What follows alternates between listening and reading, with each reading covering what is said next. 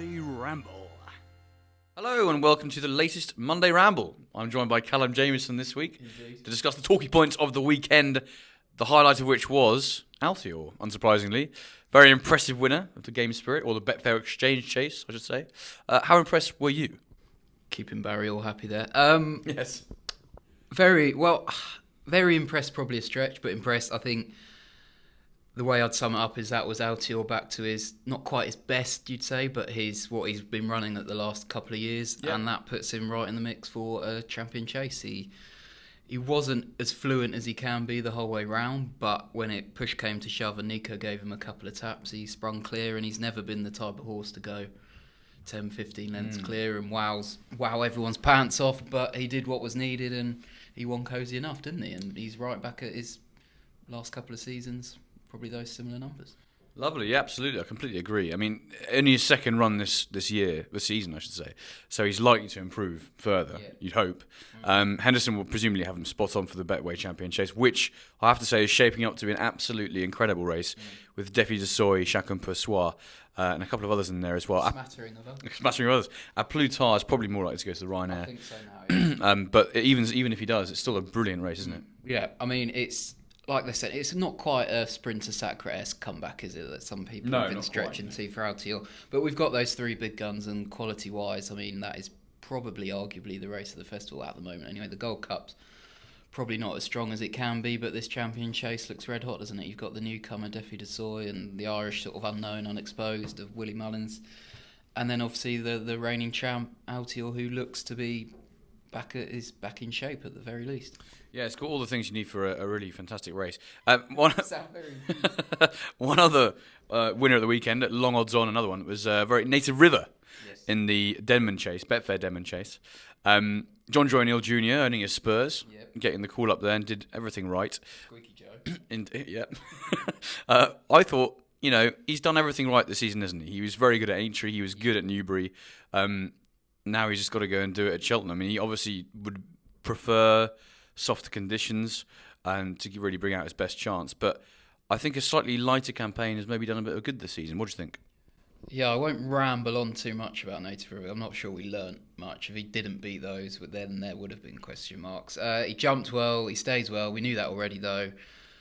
I'm not sure I could have him as a Gold Cup prospect, really. I mean, he would need it to come up soft, didn't he, like it did when he won it.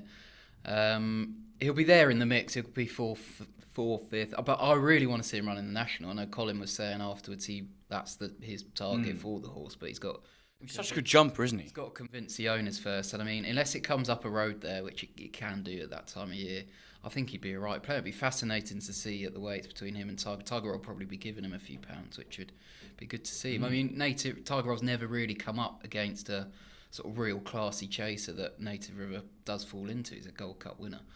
And that would be more fascinating for me than running him in the Gold Cup. There's nothing to go for the Gold Cup, of course, and hope it comes up soft, but I think he's more likely to win a National in my book than he is the Gold Cup. I agree. I don't think he's probably good enough for the Gold Cup. At this stage, who would you be putting forward as your Gold Cup selection? Gold Cup winner on the spot. I think Alboom Photo is definitely the most likely winner. I did like Kenboy coming into the season. I just don't think he quite jumps well enough for a proper Gold Cup. I think Alboom Photo is the one to beat. I think Santini could be underrated slightly. I'm starting to warm to him a bit more. I mean, if it's a proper gallop, he gets his ground, I think he'll be a player. I think between those two, I'd probably still side with unoriginally Alboom Photo, though, for me. Great stuff. And let's not forget, well, I quite like Delta Work, actually. I think he's done everything right. And he's still quite clearly is a stronger stayer than he was last year, because I thought he should have gone slightly closer than he did in the RSA, having travelled very well all the way around, but just didn't quite get home. Whereas this year, it seems to be slightly different. He's now staying on very strongly at the end of his races and getting up in the final strides, both of which he did both times in the Irish Gold Cup and the Savills Chase. He'd be my selection at this stage, but I agree with you. I think Alboom Photo is a very, very good chance. Interesting that they've kept the same campaign, the Tremor race, and then going straight to the Gold Cup. Don't fix it if it ain't broke. Indeed, yeah, exactly, and that obviously seemed to work so well last year. He's got all the all the hallmarks for a Gold Cup winner, as he showed last year. Jumps well, travels well, has a lot of stamina. There's not a lot not to like, really, is there? But yeah, for me, it's Delta Work at this stage, and obviously, you're going to go with the Boom. Very much not leastly, Rouge Vif won the Kingmaker Novices Chase quite easily actually at Warwick, beating Nube Negro, who's a pretty good yardstick, having been second to Esprit de Large at Sandown on his previous start.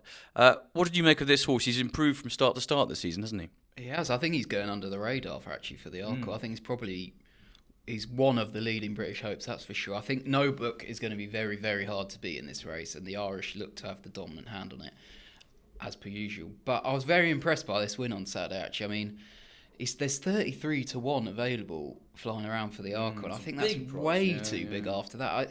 People will knock the form, I think, of that Warwick race just because there wasn't a Nichols big gun or a Hendo big gun in there. But he put that to bed quite easily. He jumped very well. And Nube Negro, as he said, is a good horse. Will probably take his place in the Arkle too. I'd rather have Rouge Vif, how'd you say it? Rouge Vif. Yes, in my sort of on my side than sort of the likes of Marie Bamry and horses like that all day. Whittington won this with St Calvados, didn't he, a couple of years ago, and he didn't quite make it as a Grade 1, sort of Grade 2 chaser, but he's a good horse, and this horse is obviously following in those footsteps, and I think they like him a lot. He didn't do anything wrong whatsoever on Saturday. I quite like him going forward. Yeah, I agree. Yeah, as you say, 33 to 1, it looks an absolute, massive price. I mean, he was visually impressive, and all roads now lead to the Arkle, I think. Well, thank you very much, Callum, for this week's Monday Ramble. Hopefully, sorted a few things out there, and we'll see you at the same time next week. Love it.